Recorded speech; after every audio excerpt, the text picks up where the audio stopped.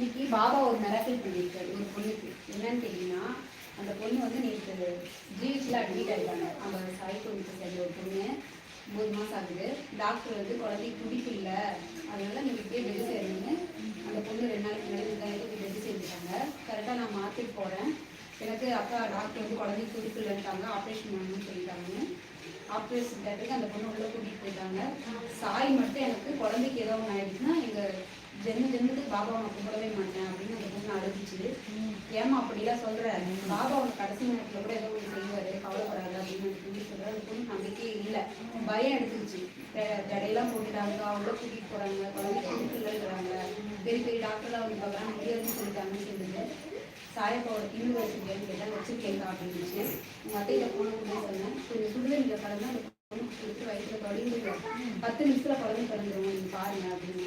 என்னம்மா ஜடையெல்லாம் போட்டாங்க, என்ன லட்சுமி பேசுகிற அப்படின்னா, நீங்கள் செய்யுங்க.